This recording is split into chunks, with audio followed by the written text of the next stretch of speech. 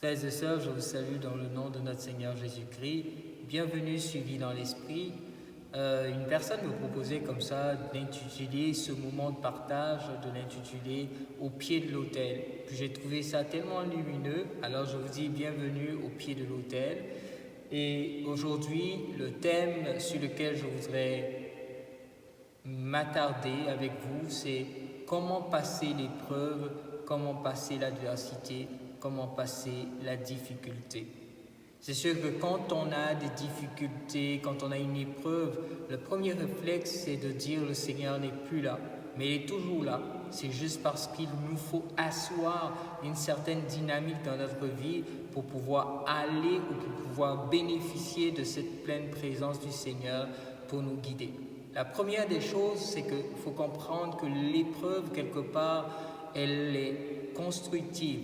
Si vous avez une épreuve, la première des choses, c'est de dire, Seigneur, si elle vient de toi, si elle est permise par toi, parce que ce n'est pas Dieu qui nous envoie l'épreuve, si elle est permise par toi, je l'accueille pour que tu puisses glorifier ton nom à travers cette épreuve. Mais si jamais elle ne vient pas de toi, je crois déjà que j'ai déjà la victoire, que les œuvres de ténèbres ne peuvent dominer sur les œuvres de lumière, sur l'enfant de lumière que je suis. Alors d'abord, ça c'est des principes à asseoir. Souvent vous faites des prières de combat inutilement, mais est-ce que l'épreuve qui est là est permise par le Seigneur ou est-ce que c'est vraiment l'adversaire qui veut m'anéantir? Si c'est l'adversaire qui veut m'anéantir, j'ai déjà la victoire. Si c'est le Seigneur qui la permet, cette épreuve, je me fie sur lui, je m'appuie sur lui pour traverser l'épreuve ou pour dépasser l'épreuve et l'adversité. Alors comme ça, je pensais résumer tout cela en 6 points qui vont vous permettre quelque part de pouvoir avoir assez de lumière pour pouvoir, devant l'adversité, répondre ou du moins avoir une réaction comme il faut. La première des choses, c'est de se rappeler que Dieu est notre Père. Il est notre Père. Qui est Dieu par rapport à nous? Et ce dont il est capable, se rappeler qu'il est créateur de toutes choses. Ne jamais oublier, comme le dit le Credo, que Dieu est notre Père et qu'il est tout puissant. Que Dieu est notre Père et qu'il est tout puissant. Si donc Dieu est mon Père et qu'il est tout puissant, si le Seigneur est avec moi, qui serait contre moi? Se rappeler aussi qu'en tant qu'enfant de lumière, comme je le disais tout à l'heure, nous avons la victoire sur les œuvres de ténèbres. Que le Christ aussi, par sa croix, a déjà payé le prix de notre affranchissement, de notre libération des œuvres de ténèbres. Christ a payé le prix de tous les fardeaux qui devaient peser sur nous. Si ma famille avait fait des choses qui ne sont pas correctes, Christ a payé le prix. Si jamais j'ai encore le fardeau de ce que ma famille a fait dans le passé sur moi, c'est que j'ai un problème. Soit je ne me suis pas encore revendiqué de la liberté que Christ m'a obtenue. Alors c'est bon de se rappeler que Christ a déjà payé le prix et que sa victoire, sa mort sur la croix me donne la victoire sur toute œuvre de ténèbres. C'est important d'y croire, c'est important de le garder dans notre cœur, c'est important de le garder aussi dans notre esprit. Le deuxième point, c'est la parole de Dieu.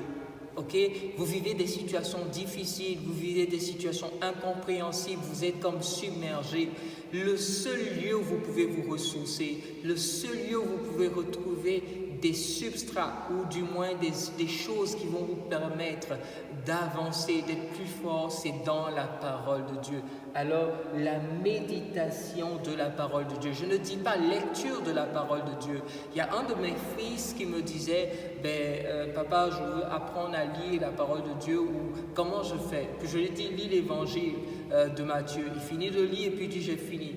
Je lui ai dit, non, on finit jamais de lire. On lit non pas pour mépriser, mais on lit pour l'appliquer. Alors, la parole de Dieu, vous devez la lire. Et puis, comme ça, on peut s'appuyer sur des passages bien précis parce qu'on n'a pas forcément envie de lire toute la parole de Dieu. Et puis, on n'a pas le goût d'entendre certaines histoires de la Bible. Mais certaines histoires de la Bible peuvent nous aider à grandir, à nous construire. Alors pour cela, par exemple, je vous propose la méditation des livres comme le livre de Job, le livre de la sagesse, le livre des lamentations, les psaumes, Tobie, etc., etc. Toutes ces histoires, le livre de la reine Esther, l'histoire de la reine Esther, toutes ces histoires qui nous montrent comment est-ce que Dieu a été présent dans la vie de certaines personnes. Ce qui va nous permettre de nous refocaliser et puis de nous faire comprendre que Dieu aussi est capable de faire les mêmes réalités pour nous et donc de susciter en nous un brin de foi, une dimension de foi nouvelle.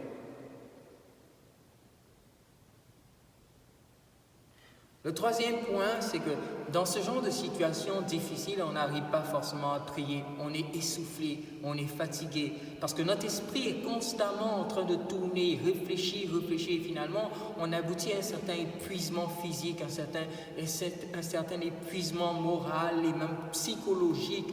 Donc, la solution pour cela, l'une des solutions que je propose, c'est vraiment de se tourner vers des frères et des sœurs et de demander leur soutien spirituel, de demander leur prière, de fréquenter aussi des groupes de prière, des endroits où, parce que la prière communautaire peut me galvaniser, peut me booster et me permettre d'être plus en forme, plus fort devant l'épreuve que je connais.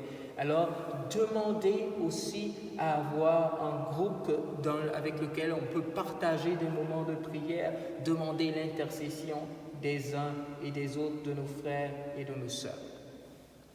Le quatrième point, il est étroitement lié avec ce que je viens de dire, la prière, un accompagnateur spirituel. Une personne qui sait tout de nous, une personne qui est capable de voir, qui sachant nos faiblesses, nos forces, qui est capable de voir à quel moment, quel conseil nous donner, quelle orientation nous donner. Une personne donc qui prie pour nous et qui est capable de se laisser inspirer par Dieu pour pouvoir nous permettre de rentrer dans une dynamique de plus de force, de plus de teneur devant l'adversité, devant l'épreuve. Alors, c'est important de ne pas prendre n'importe qui. Aujourd'hui, on appelle tout le monde papa spirituel, mère spirituelle. Prenez des personnes qui sont riches en sagesse, riches en connaissance de Dieu, riches en expérience de vie. Autrement dit, si vous voulez faire ça, priez pour que le Seigneur vous indique la personne qui est vraiment votre père spirituel ou votre directeur spirituel ou votre accompagnateur spirituel. Quelqu'un peut beau avoir des révélations, mais il peut ne même pas être un bon directeur spirituel ou un bon accompagnateur spirituel.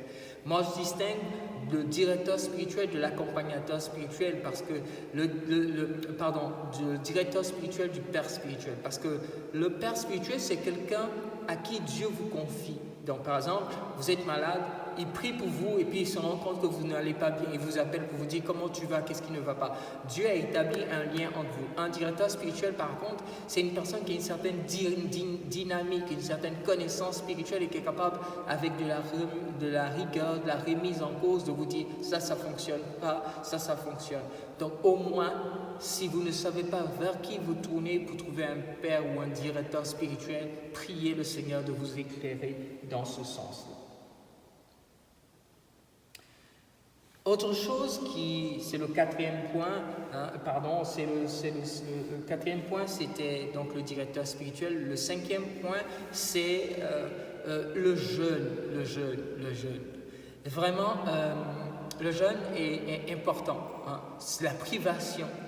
Quand vous êtes dans des situations où vous êtes saturé, le jeûne peut vous permettre, la privation peut vous permettre d'avoir de la domination sur vos pulsions humaines. Vous savez, dans le jeûne, on acquiert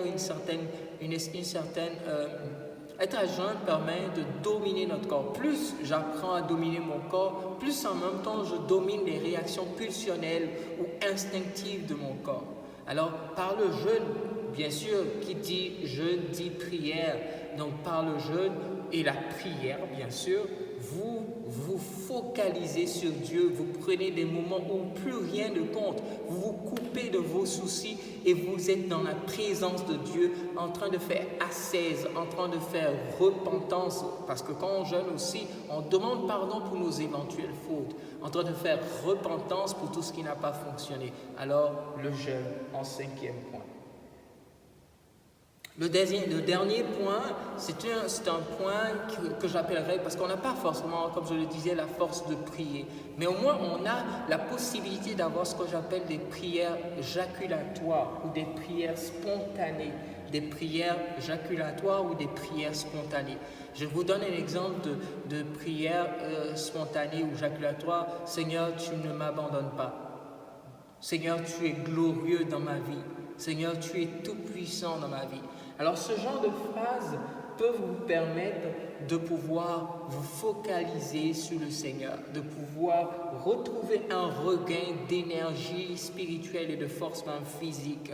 Alors, trouvez des phrases durant la journée, même à les répéter à longueur de journée, des prières de proclamation, des prières de foi, des prières jaculatoires. Alors, je vous donne un exemple, par exemple, car rien n'est impossible à Dieu.